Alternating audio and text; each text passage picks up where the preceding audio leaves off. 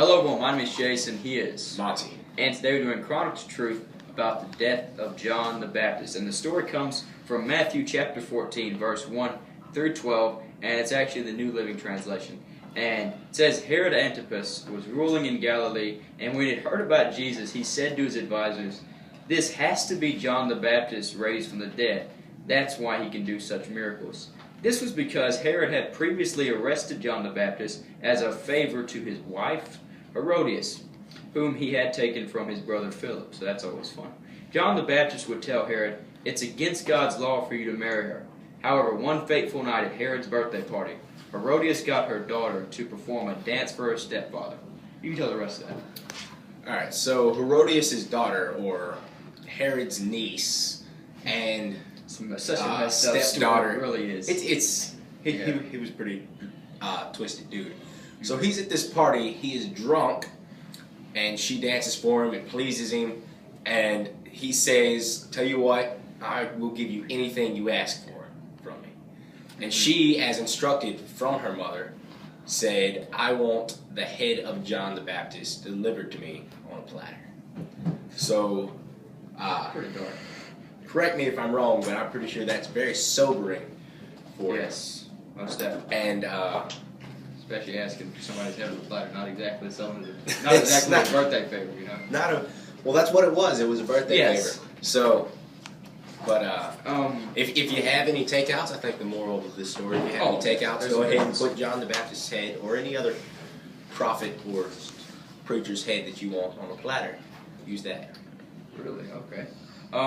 There's so much interesting stuff here, and something we added in is that John's disciples did come back and they buried the body, and then they went out and they told Jesus. Now, if you don't know, Jesus is, of course, the cousin of John the Baptist and a wonderful friend and motivator all throughout his ministry. John the Baptist also baptized Jesus in the Sea of Galilee. So we know that, and so it's very interesting to see that right after that, if in context, you realize that Jesus actually wanted to be alone after he heard about John's death, but he couldn't because right after this, he actually went away to be alone with his disciples.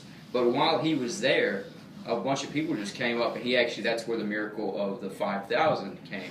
So, I mean, you really do get a sense of just how much this relationship meant to Jesus and how much this man meant. So, I think what was apologize. Go for it. I think what was very interesting, what caught my mind the first time I just read this story, preparing for this, was that the first thing they did, they buried the body of John the Baptist, and then they immediately... Which, I'm wondering about this. I've been doing some research about this. I can't find if they buried just, this might be a little bit morbid, but I can't find if they actually buried the head with the body. I mean, I assume they did based on the scripture. See, that brings a whole new definition of morbid curiosity. It does, okay. Wonderful job. But what were we saying? But I think very interesting was that the first thing they did after burying him was they immediately notified Jesus.